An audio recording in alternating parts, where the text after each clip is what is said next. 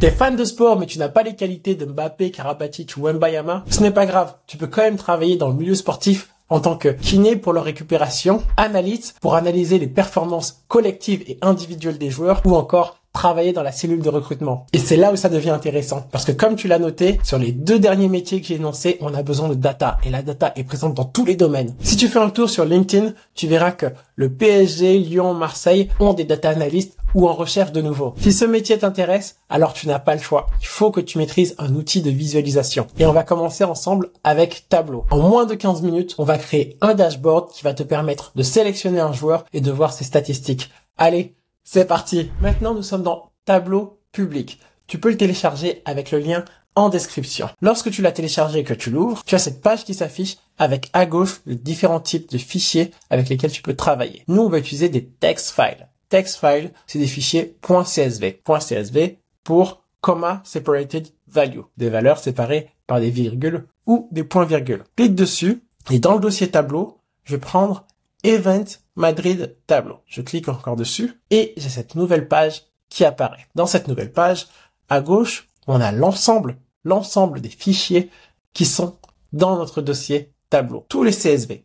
Moi, j'en ai 6. J'en ai 6 pourquoi? Parce que le premier, événement Madrid Tableau, celui qui apparaît ici, et en bas, on voit aussi le nom des colonnes, le type de variable associée. Est-ce que c'est des numériques? Est-ce que c'est des alphanumériques? Et à droite, les données qui sont à l'intérieur de ce tableau. Et dans ce tableau, qu'est-ce qu'il y a? Alors, événement Madrid Tableau reprend pour l'ensemble des matchs du Real Madrid de la saison 2024-2025 les différents événements qui ont eu lieu. C'est-à-dire, lorsque Mbappé a fait une passe à Vinicius ou vice-versa, à quelle minute? Est-ce que cette passe a été un succès ou un échec? Seulement, comme tu peux le voir dans cette table, on a des ID. Des ID comme Match ID. Match ID fait référence à un match en particulier et Player ID fait référence à un joueur particulier. Donc on n'aura pas leur nom, on aura plutôt des ID. Mais comme on veut travailler avec le nom des joueurs, on va lier cette table événement Madrid Tableau avec Player Madrid Tableau. Si je clique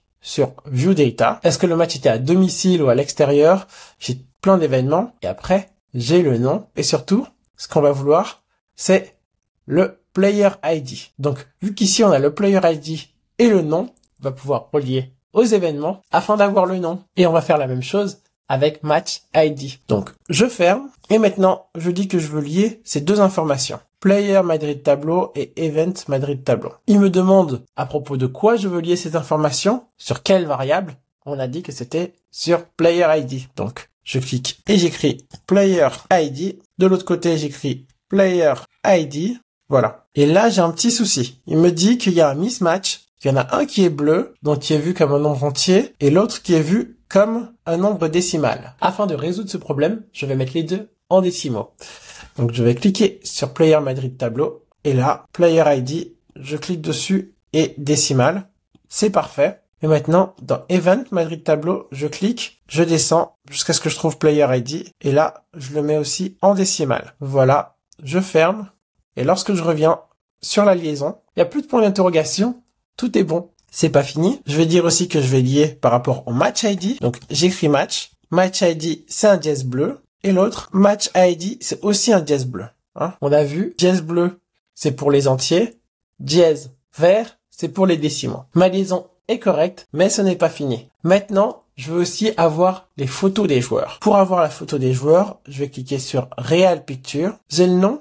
J'ai l'URL des photos et j'ai le numéro des maillots. Mais je n'ai pas de Player ID. Donc, comment je vais faire pour lier les photos avec les informations des joueurs? L'une des solutions, c'est tout simplement d'utiliser les numéros de maillots. Parce que sur une saison, un joueur garde toujours le même numéro de maillot. On vérifie. Dans Player Madrid, on a bien Shirt NO. Et c'est un entier, vu que c'est un dièse vert. Number wall. Donc, je vais cliquer sur Real Picture. Et maintenant, je vais vouloir le lier à Player Madrid Tableau. Shirt NO, c'est parfait. Et en plus de ça, je vais aussi ajouter la valeur monétaire des joueurs. Donc, je vais cliquer sur Réelle valeur joueur et regarder qu'est-ce que j'ai encore pour les identifier. Est-ce que j'ai les maillots? Et oui, on a bien Shirt NO ici. Donc oui, encore une fois, on va lier Player Madrid Tableau au Réelle valeur. Et on spécifie que c'est le shirt. Ici, shirt aussi. Et maintenant, tout est parfait. on peut commencer notre dashboard. Je vais cliquer sur Sheet 1 et là, il y a deux choses à retenir lorsqu'on utilise Tableau. D'un côté, ce qu'on va appeler les dimensions, donc les valeurs qui vont être quantitatives, comme le nom des joueurs, leur position, leurs points forts, et de l'autre, tout ce qui va être qualitatif, c'est-à-dire le nombre de buts, le nombre de passes décisives, le nombre d'occasions générées. Et de manière simple, retiens tout simplement que les dimensions sont les valeurs qualitatives, alors que les mesures vont être les valeurs quantitatives, les calculs. Allez, on y va. Une des particularités de Tableau, c'est que ça fonctionne comme des Lego. Pour chaque feuille, on crée une visualisation. Et par la suite, on va toutes les assembler afin de créer un dashboard. À présent, créons notre première visualisation qui est la photo du joueur. On a dit dans un premier temps qu'on voulait afficher les photos des joueurs. Donc ce que je vais faire, c'est que je vais descendre tout en bas et aller dans mon dataset Real Picture.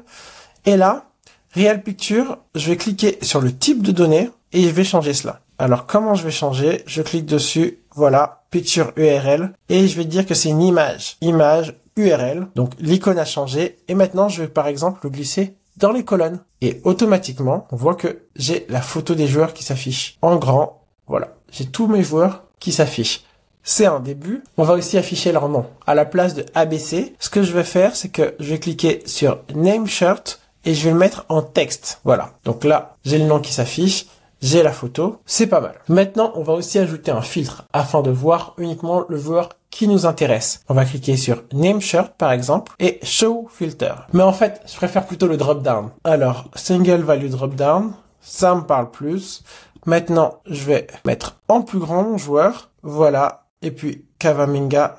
On va centrer et mettre le nom en plus petit après. C'est déjà un début. Maintenant, on va créer une nouvelle feuille. Bien, maintenant que nous avons la photo du joueur, ajoutons ses statistiques. Pour savoir combien de matchs a joué un joueur, il faut aller dans la table Player Madrid Tableau et sélectionner le nombre de matchs ID différents correspondant à un joueur. Alors, je vais dans ma table Player Madrid Tableau. Ici, il y a Player ID et Match ID. Match ID, je vais le mettre au milieu. Et ce que je veux faire, c'est que je veux les compter. Donc, je vais cliquer sur Match ID. Et là, il y a mesure. Mesure, compter les valeurs distinctes. Je les compte. Et maintenant, on a dit qu'on veut mettre le nom du joueur en filtre. Le nom du joueur, c'est dans Name. Je le sélectionne et je le mets dans Filter. Je vais rien mettre. Je fais OK. Et maintenant, je clique droit et Show Filter. Comme tout à l'heure, je le mets en Single Value Drop Down. Et maintenant, pour chaque joueur, j'ai le nombre de matchs joués. C'est top, mais ça, je vais plutôt l'afficher en valeur, à la place d'avoir un graphique. Donc, je vais cliquer en haut à droite sur Show Me. Et à la place de ceci, je vais aller en haut. Et là, j'ai la valeur qui s'affiche. Je vais tout mettre Entire View. Voilà. Et voilà, on a la valeur. Après, on va revenir sur le formatage afin que ce soit un peu plus beau. À présent, on va compter le nombre de buts et le nombre de passes décisives. Encore une fois, nouvelle fenêtre, NB but. Cette fois, je vais dans la table événement Madrid et je vais prendre, j'ai une colonne qui s'appelle Is Goal.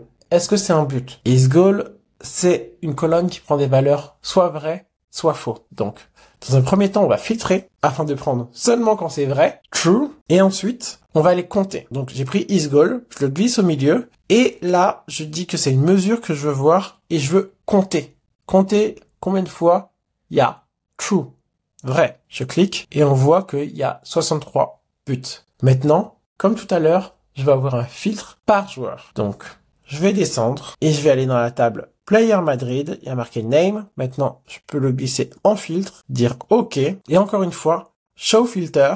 Dans le filtre, je dis que je veux voir Single Value Drop Down. Et à présent, si je mets Mbappé, j'ai bien le nombre de buts qu'il a marqué en Liga à ce moment présent de la saison. Comme tout à l'heure, je vais changer et je vais avoir un tableau qui s'affiche. Comme ça, j'ai la valeur 22 et fit the width pour que ça prenne toute la largeur de la page. Effectuons maintenant la même chose pour les passes décisives. NB pass. Donc on regarde sur la gauche. Et comme on n'a pas directement le nombre de passes décisives, on va prendre la colonne qui s'appelle Key Passes. Alors Key Passes, on le cherche à K, c'est ici, Key Pass. Je le glisse au milieu et ensuite, comme d'habitude, je vais compter. Compter et il y a beaucoup de passes. Maintenant, parmi ces passes, il va me falloir celles qui ont conduit à un but. Pour avoir les passes décisives, malheureusement, je vais avoir juste celles qui vont être intentionnelle. Si je vais sur la colonne Intentional Goal Assist, donc passe décisive intentionnelle, je la mets dans les filtres et je dis True, yes. Maintenant, j'ai bien 32 passes décisives intentionnelles. Encore une fois, show me, voilà. À la place, je vais renommer ma variable et je vais l'appeler passe décisive intentionnelle. Top! Avec ces 4 éléments, regardons déjà le dashboard que l'on peut créer. Si je clique maintenant sur New Dashboard, je peux glisser dans cette fenêtre les différents éléments créés. Par exemple, photo, je le mets au milieu avec son filtre, Kavaminga. Nombre de matchs joués, je le mets en dessous avec 16 qui s'affiche. Le nombre de buts, je le mets à côté avec 22 et le nombre de passes encore à côté. Ok, on a un début de dashboard. Maintenant, il faudra s'intéresser au format. Donc, regardons un peu ce qu'on va faire ensemble. Pour Kavaminga, on va retirer le titre, donc hide field label. On va retirer le nom aussi, photo, hide title, en clic droit. C'est déjà un peu mieux. Ici, name. Alors, on va retirer ce nom. On va retirer aussi ce nom, parce que c'est Kavaminga que l'on a. Et ce que l'on va dire, c'est que ce filtre, on va l'appliquer partout. Donc, on clique en bas sur More Options et Apply to all using related data sources. Et voilà. À présent, on a 16 matchs joués. Nombre de buts pour le moment, il y en a 0. Et passes décisives intentionnelles, il y en a aussi 0. Et maintenant, on va s'occuper de la mise en page.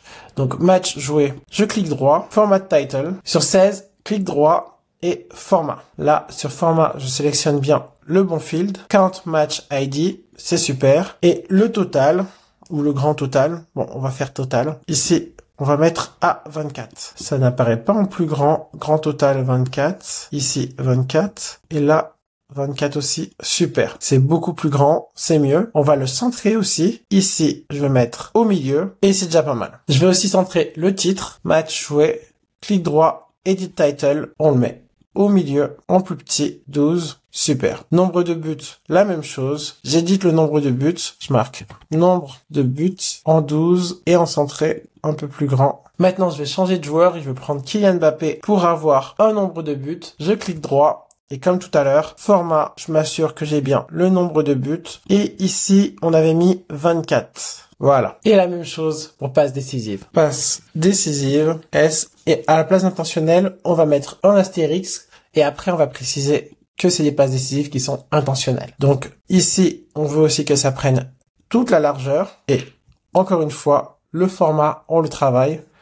Field, count, key passes. Et là, on a dit que c'est 24. Et bien sûr, on aligne. Et à présent, on a quelque chose d'un peu mieux. Si comme moi, tu as un problème et les photos ne s'affichent pas, alors c'est simple. Retourne sur photo. Et là, tu vois qu'il y a 2 filtres. Un filtre sur un premier prénom et un filtre sur un second. C'est pas possible d'avoir à la fois Mbappé et Brahim Diaz.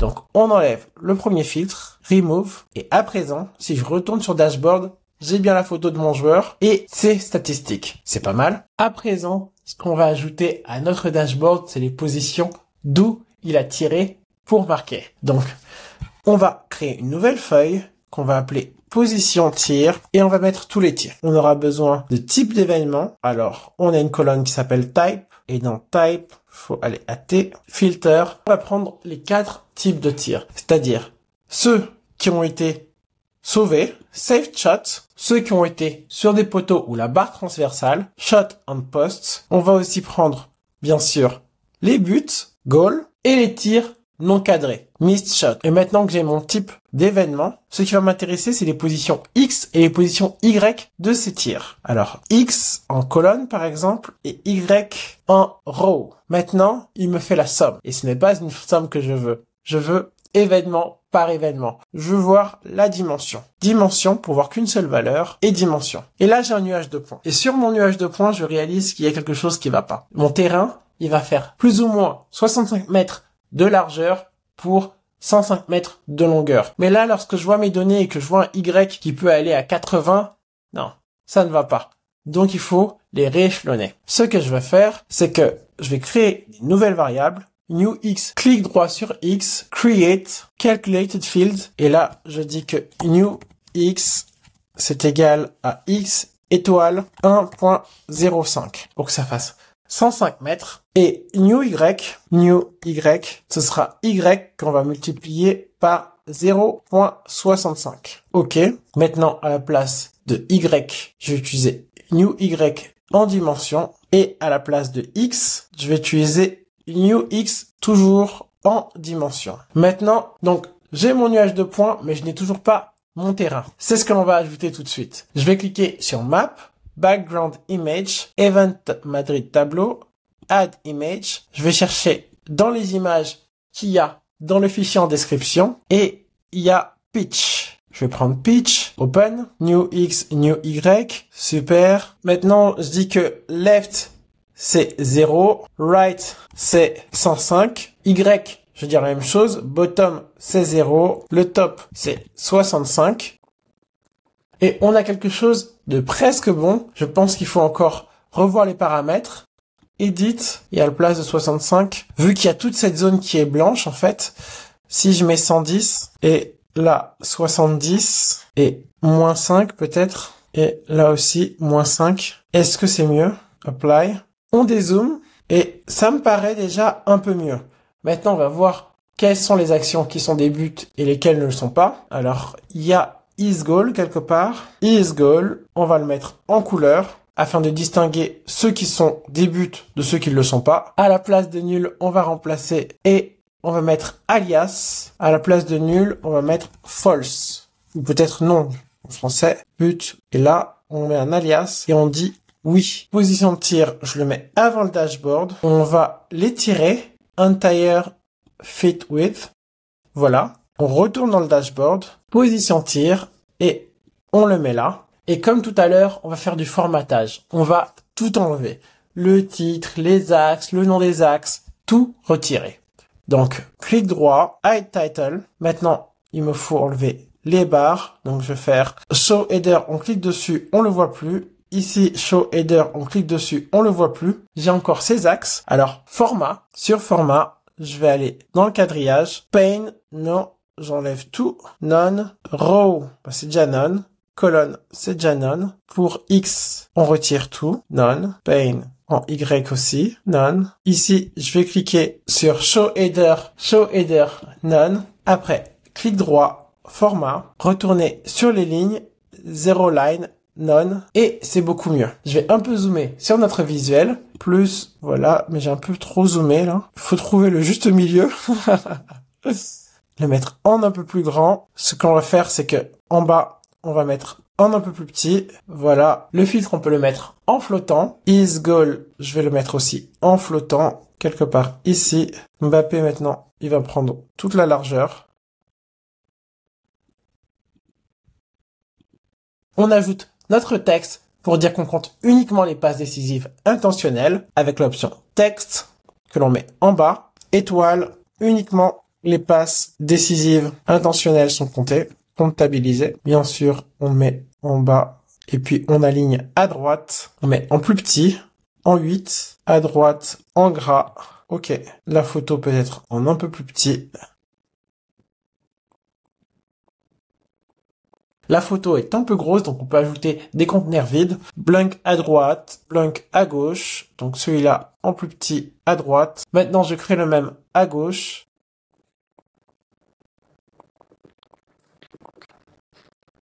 Et ensemble, on a finalement créé un dashboard. Maintenant, si tu veux le publier, c'est assez simple. Tu cliques sur File, Save to Tableau public. Automatiquement, il y aura un pop-up qui va s'ouvrir. Soit tu as un compte et tu sauvegardes. Ça va automatiquement créer ton dashboard que tu pourras publier. Si tu as besoin qu'on revienne sur ce sujet, n'hésite pas. Dis-le moi en commentaire. Bien sûr, c'était ma version du dashboard. Mais toi, tu peux ajouter la valeur des joueurs, le pied fort, les passes, tout ce que tu veux. Et surtout, en commentaire, n'hésite pas à me partager le lien pour que je puisse regarder ce que tu as fait. À bientôt.